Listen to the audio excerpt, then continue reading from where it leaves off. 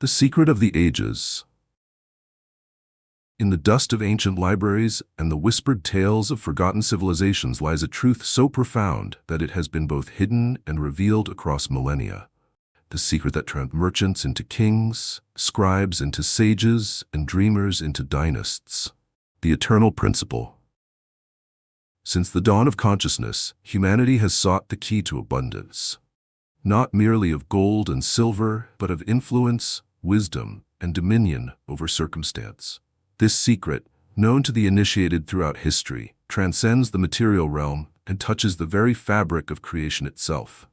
The ancient Egyptians carved it into their temples. The Babylonians whispered it in their counting houses. The Roman patricians practiced it in their villas, and the merchant princes of Byzantium built empires upon its foundation. Yet it remains as elusive to the uninitiated today as it was 3,000 years ago. The manifestation of mind. What the mystics of old understood and what modern seekers often overlook is that wealth is not attracted by desperation or seized through mere effort alone. It is summoned through a precise alignment of mind, intention, and universal law. Consider Croesus of Lydia, whose name became synonymous with riches. Before his gold filled the royal treasury, he possessed something far more valuable, an unwavering certainty that abundance was his natural state. The coins were merely the physical manifestation of his inner conviction. Marcus Licinius Crassus, the wealthiest man in Rome, understood that money was but crystallized thought. His vast estates and countless slaves were the material echo of his mental mastery over scarcity. He knew, as all true adepts know, that poverty exists only in the mind that believes in limitation. The Hermetic Foundation. The ancient Hermetic principle, as above so below, reveals the mechanism by which this secret operates. The realm of mind, the above, must first be transformed before the material world, the below, can reflect that transformation. The Medici banking dynasty did not stumble upon wealth through fortunate circumstance. Cosimo de' Medici understood that money flows toward those who think in harmony with its nature. He created not just a bank, but a mental dynasty that lasted centuries, because he aligned his consciousness with the eternal principles of increase. The three pillars of ancient wisdom. The first pillar, sacred visualization. The mystics of antiquity knew that the imagination is the workshop of the gods. When Midas wished for the golden touch, he first saw himself transforming base matter into precious metal. The curse that followed teaches us that visualization without wisdom leads to hollow victory. True visualization is not mere fantasy, but a sacred act of creation. The mind must become a temple where future realities are forged with the precision of a master craftsman. Every great fortune began as a vivid mental image held with religious devotion. The second pillar, the alchemy of gratitude. Before Pythagoras established his mathematical principles, he taught the mystical mathematics of appreciation. Those who master this art understand that gratitude is not merely thankfulness for what has been received, but recognition of the infinite abundance that perpetually flows through existence. King Solomon's legendary wisdom included this sacred knowledge, that the heart filled with genuine gratitude becomes a magnet for greater blessings. His temples were built not on stone alone, but on the foundation of acknowledged abundance. The third pillar, sacred action of the desperate. The final element that transforms mystical understanding into material reality is what the ancients called inspired action. This is not the frantic struggling of the desperate, but the purposeful movement of one who acts in harmony with cosmic law.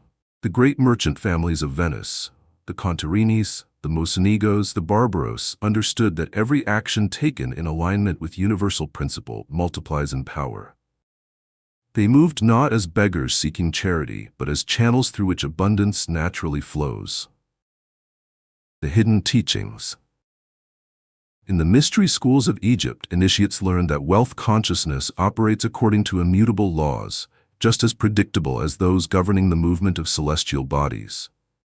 The pharaohs who built the pyramids possessed not just earthly treasures, but knowledge of how to create abundance through mental and spiritual alignment.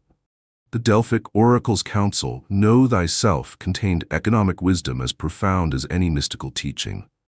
For when one truly knows oneself as a conduit for infinite abundance, limitation becomes impossible. The eternal circulation. What separates the permanently wealthy from those who merely acquire and lose fortunes is understanding that true abundance is a state of being, not a state of having. The Rothschild banking empire, rooted in centuries past, began not with capital, but with this consciousness. Ancient Chinese merchants who traded along the Silk Road knew that wealth must circulate to multiply. They understood the mystical principle that hoarding creates stagnation, while generous circulation creates exponential increase. Their fortunes grew not because they grasped tightly, but because they allowed abundance to flow through them, like a river through fertile valleys. The secret revealed.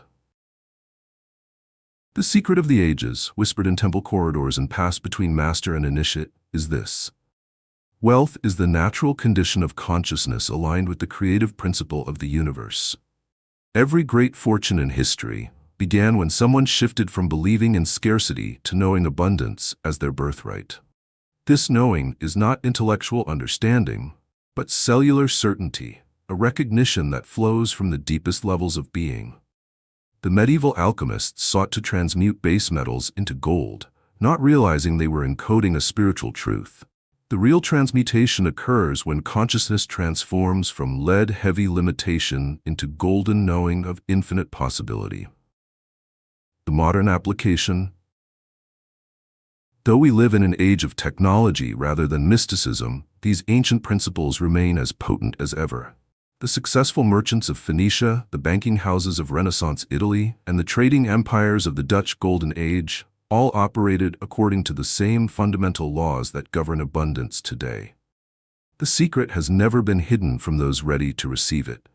It reveals itself naturally to minds prepared through inner work, disciplined imagination, and unwavering faith in the creative power of consciousness itself. The eternal promise. As the ancient scribes recorded on papyrus and stone, so it remains true today. Those who align their minds with the infinite source of all abundance become channels through which that abundance naturally flows. The secret of the ages is not a technique to be learned, but a truth to be remembered, for we are not separate from the creative force that builds galaxies and fills oceans. In recognizing this truth, the seeker becomes the sage, the dreamer becomes the creator, and the student of these mysteries inherits the wisdom that has built civilizations and transformed countless lives across the endless expanse of human history. The secret has always been love. Love of the creative process, love of abundance in all its forms, and love of the magnificent mystery that we are each expressions of the same infinite intelligence that dreams worlds into existence. What has been will be again, what has been done will be done again. There is nothing new under the sun. Ecclesiastes 9:9.